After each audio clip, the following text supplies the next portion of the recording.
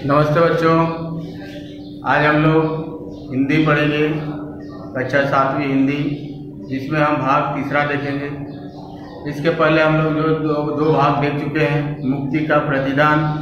2 भाग में आप लोगों को मालूम होगा कि जो धन है, जो धन की थैली है, ज्यों का त्यों पड़ी हुई है, अभी तक कोई लेने वाला नहीं था।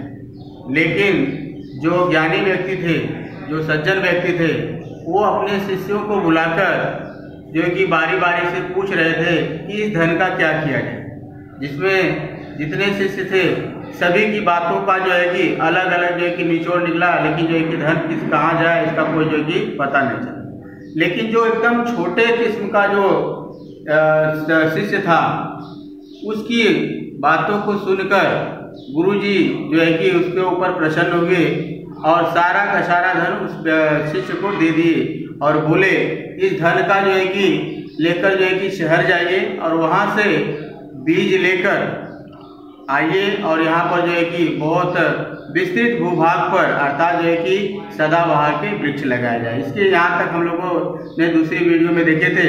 अब इसके आगे की जो बात है आज हम लोग जो है कि अगले परिच्छेद में देखेंगे। तो आज ये देखते हैं कि आगे जो है कि गुरुजी क्या कर रहे हैं। तो देखते हैं हम लोग परिच्छेद में, वह लगातार चलता रहा। कौन चलता रहा? जो शिष्य है, जो उनका जो गुरुजी जो उनके यहाँ आश्रम में जो एकदम छोटा शिष्य था, वह जो है कि बता रहे उसके बारे में कि वह लगातार चलता रहा, मन ही मन सुंदर बाग की कल्पना भी करता रहा। अर्थात कि एक सुंदर बाग बनाएंगे, वहाँ पे जो है कि वृक्ष लगाएंगे, यह जो कल्पना है वो उसके मन में जो है कि हमेशा बनी रही। कई दिनों की यात्रा करने के पश्चात जब वह होनहार शिष्य राजधानी के चौक बाजार में सर्वोत्तम बीजों की तलाश में घूम रहा था। अर्थात वह कई दिनों की यात्रा करने के पश्चात, मतलब बहुत समय, मतलब कि आपको मालूम होगा पहले जो है कि साधन वगैरह नहीं थे, लोग चलकर यात्रा करते थे। तो वैसे ही यह जो शिष्य था, कई दिनों की यात्रा करने के पश्चात वह जो है कि राजधानी पहुंचा और चौक बाजार में सर्वोत्तम एकदम अच्छे किस्म की बीज की तलाश में घूम रहा था। आगे देखते हैं।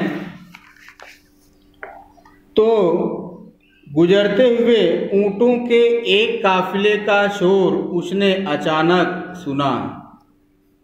गुजरते हुए ऊंटों के एक काफिले मतलब आप लोग को मैंने बताया कि एकदम समूह होता है, मतलब वहाँ पे बहुत सारे जो है कि ऊंट थे, बहुत सारे जो है कि लोग वहाँ पे जमा हुए थे।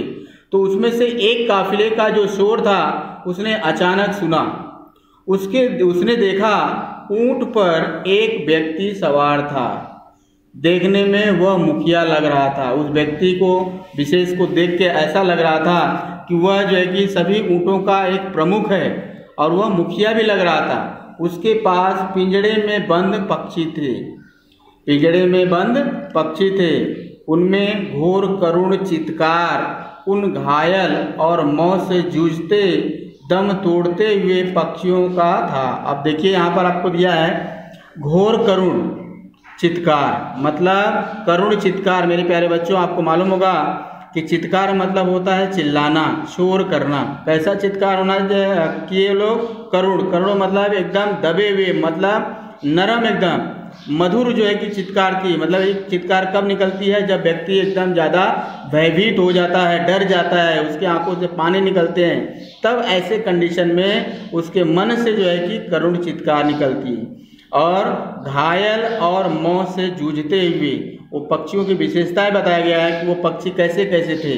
घायल थे और मौत से जूझ रहे थे और दम तोड़ते हुए, अर्थात बहुत जल्दी वो समाप्त होने वाले थे, मरने वाले थे। ऐसे पक्षी वहाँ पे जो है कि वहाँ उस पिंजड़े में थे। पक्षियों का था जिन्हें उस कारवा का मुखिया ऊँटों की पीठ पर जालों में फंसाकर खान साहब के महल की तरफ लिए जा रहा था। अब उस कारवा में जो मुखिया था, उस मुखिया के पीठ पर जो ऊँट था, उस ऊँट के पीठ पर एक जाल से फंसा हुआ अर्थात पिंजरा हुआ था। उस पिंजरे में ये सारे पक्षी जो है कि उसमें बंधे हुए थे और यह पक्षी जो है कि खान साहब के महल की तरफ लिए जा रहा था। मौत से डरे मरे मरे से पक्षी मुक्ति के लिए छटपटा रहे थे। मतलब वह पक्षी जो थे एकदम मरे हुए दिखाई दे रहे थे और एकदम डर थे, अर्थात भयभीत थे और अपने जो है कि छुटकारा के लिए, मुक्ति के लिए, छुटकारा प्राप्त करने के लिए छटपटा रहे थे। इसके बाद आगे देखते हैं, उस उदार हृदय युवक से वह करुण कृदंत नहीं देखा गया। उदार हृदय कौन था? वह जो छोटा शिष्य था, उस शिष्य के मन से, अर्थात उसके करुण कृदंत मतलब क्या होता है मेरे प्यारे बच्चों? रोना।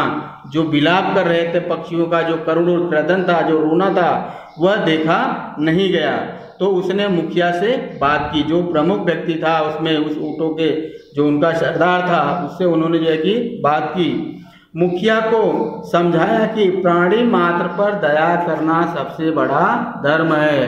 प्राणी मात्र अर्थात जितने भी सारे प्राणी हैं, चाहे पक्षी हो, चाहे प्राणी हो, चाहे जानवर हो, कोई भी हो, अगर उसके ऊपर हम लोग अगर दया करते हैं तब सबसे बड़ा ये धर्म है। ऐसा हमको सोचना चाहिए। उसने कहा, इन निरीह पक्षियों को स्वतंत्र करके पुण्य की कमाई कर ले। निरीह मतलब बेसहारा, अर्थात इन पक्षियों का कोई सहारा नहीं है, अर्थात ये एकदम बेसहारा हैं। इनको स्वतंत्र करके, इनको छोड़ के पुण्य की कमाई करना चाहिए, क्योंकि पुण्य ही सबसे बड़ा कर्म होता है जो हम लोग जीवन में कमाते हैं। जो पुण्य, अच्छे जो कर्म हैं जो हम कमाते हैं, वो सबसे बड़ा कर्म होता है। इसको हमको ध्यान रखना चाहिए। उन निरीह पक्षियों को छोड़ देने का आग्रह सुनकर मुखिया हाथ जोड़कर बोला। उसने जब कहा कि इन बेसहारा पक्षियों को छोड़ दीजिए, तब उन बेसहारा पक्षियों को छोड़ने की बात सुनकर वह जो मुखिया था उस शिष्य के पास जो है कि हाथ जोड़कर बोला। क्या बोला?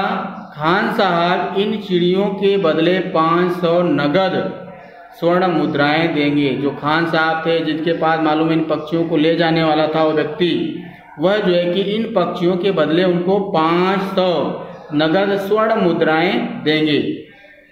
तुम्हारे पास क्या है जो मैं इन्हें छोड़ दूं? उस व्यक्ति ने कहा कि तुम्हारे पास क्या है कि मैं इसे छोड़ दूं, क्योंकि अगर मालूम मैं खान साहब के पास लेके जाऊंगा तो वो मुझे स्वर्ण मुद्राएं देंगे, लेकिन तुम क्या दोगे कि मैं इनको छोड़ दूं?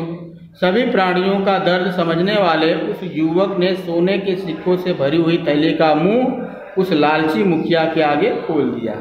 अर्थात इन जब जितने भी सारे पक्षी थे, इन सभी का जो दर्द समझने वाला जो शिष्य था, उसने उस जो सिक्के की जो थैली अपने पास रखा हुआ था, उस सोने के सिक्कों की थैली जो है उस लालची मुखिया के आगे उन्होंने खोल दिया। उन सुनहरी दौलत को देखकर मुखिया की आंखें फैल गई, अर्थात उसकी आंखों के सामने जो है कि चकाचौंध हो गई। अर्थात इतने बड़े धन को, इतने सारे धन को देखकर वह मुखिया चौंक गया, अर्थात उसकी आंखें खुली की खुली रह गई। बात बात में सारे पक्षी मुक्त कर दिए और बात ही बात करते हुए वो सारे पक्षियों को छोड़ दिया। फिर क्या होता है? अब वह शिष्य मन मारकर अपने गुरु के पास लौट रहा था, क्योंकि अब उस शिष्य के पास कुछ बचा ही नहीं। वह शिष्य जो था वो सारे पक्षियों को जो पैसा था, जो सिक्के थे, वो सारे जो है कि सिक्के इस व्यक्ति को दे दिए। अब उसके पास कुछ नहीं था, क्योंकि वह जो है कि सिक्के जो है कि बीज खरीदने के लिए लाया था, लेकिन अब अपने गुरु के पास वैसे ही लौट रहा था। मुक्त हुए सभी पक्षी उस पर छाया करते और चहचहाते, गीत गाते से चल रहे थे। अब जो मुक्त जो हो गए थे, जो पक्षी थे, वो एकदम अपने आप को स्वच्छंद प्रतीत कर रहे थे और ऐसे कंडीशन में वह उस शिष्य के ऊपर छाया कर रहे थे, चहचहा रहे थे और गीत गाते हुए चल रहे थे। मतलब इतनी प्रसन्नता में ये सारे जो है कि क्रियाकलाप वो कर रहे थे, छाया कर रहे थे, चहचहा रहे थे और गीत गा रहे थे। फिर भी उस शिष्य के पैर यह सोचकर मानो जड़ होते जा रहे थे कि वह अपने गुरु को क्या उत्तर देगा। जड़ होना मतलब स्तब्ध होना, मतलब उसके समझ में यह नहीं आ रहा था कि अब वह अपने गुरु को क्या उत्तर देगा, क्योंकि वह सारे पैसे को खर्च कर दिया था। क्या करने आया था और तैस में आकर क्या कर बैठा। मतलब क्या करने के लिए आया था और तैस में आकर मतलब जोश में आकर मैं क्या किया। इसी सोच में वह अभागा मृत्यु की कामना करते करते थककर सो गया और यही सोचते हुए वह अभागा जो शिष्य था मृत्यु की कामना करने लगा कि काश मैं मर जाता। करते हुए वो थक गया था चलते चलते और सो गया। और जब सो गया तब उसके नींद में एक स्वप्न में पक्षियों की मुक्त चहचहाट के बीच उन पक्षियों की रंग बिरंगी रानी उसके सीने पर फुदुक फुदुक कर जगा रही थी। और जब वह सो गया वहाँ पर थका हार, तब उसमें जो है कि एक स्वप्न देखा, और स्वप्न में पक्षियों को मुक्त चहचहाट के बीच उन पक्षियों की रंग बिरंगी रानी, मतलब उन पक्षियों में एक रानी थी और वह रानी उसके सीने पर फुदुक फुदुक का मतलब इधर उधर भाग भाग कर जगा रही थी। किसको? शिष्य को, कि उठो भोले भाले होनहार दयालु साथी। भोले भाले मतलब सीधे साधे, होनहार चतुर, दयालु मतलब कृपालु जो मेरे दोस्त हो, उठो अपने सभी दुख भूल जाओ। जो तुम्हारे अंदर, जो तुम्हारे मन में पछतावा है, जो तुम्हारे अंदर दुख है, इन सभी दुखों को भूल जाओ। हम सभी आज़ाद पक्षियों ने मिलकर पहले ही तुम्हारे उस विशाल भूखंड में तरह तरह के फलों के बीज बो दिए हैं। जो वह शिष्य सोच रहा था और उसकी सोच को सभी पक्षियों ने मिलकर उस विशाल भूखंड में तरह तरह के फलों के बीज बो दिए हैं। इसलिए अब तुमको जो है कि घबराने की जरूरत नहीं है। यह जो है कि बोलकर वह पक्षी उसको जगा रहे। आंखें खोलो और वहां जाकर देखो। पक्षियों ने कहा आंखें खोलो और वहां जाकर देखो। फिर क्या होता है, अब वह युवक जागकर उस मैदानों की ओर सरपट दौड़ने लगा। और उस व्यक्ति की नींद खुल गई जब उसने इस आवाज को सुना, और वह मैदान की ओर सरपट मतलब सीधा भागने लगा। कुछ आ देख रहा है ना, ता सीधा भागने लगा, दौड़ने लगा। उसके आगे पीछे और ऊपर तक न केवल पक्षियों की चहचहाट ही चहचहाट थी, बल्कि वहां जाकर उसने यह भी देखा कि दुनिया भर के तमाम पक्षी अपनी चोंचों और पंजों से धरती खोद रहे हैं। और वहाँ पर जो जब उसने उठा तो उस मैदान की तरफ जो है कि सरपट भागने लगा, और सरपट भागते हुए उसके चारों तरफ पक्षियाँ भी चहचहाते हुए जो है कि भागने लगी। बल्कि वहाँ जाकर उसने यह भी देखा कि दुनिया भर के तमाम पक्षी, केवल इतने ही पक्षी नहीं, बहुत सारे पक्षी अपनी चोंचों और पंजों से उस धरती को खोद रही हैं, उस धरती को खड्डे बना रही हैं। शिष्यों के साथ कुछ लोग बीज बो रहे हैं, और साथ ही इन पक्षियों के साथ जो शिष्य हैं वो भी शिष्य लगे हैं, और उसके साथ जो कुछ लोग भी हैं वहाँ पे बीज को बो रहे हैं और पौधे लगा रहे हैं। उसके गुरु और अन्य एकत्र जन मुक्ति के इस प्रतिदान का करिश्मा देखकर फूले ही नहीं समा रहे थे।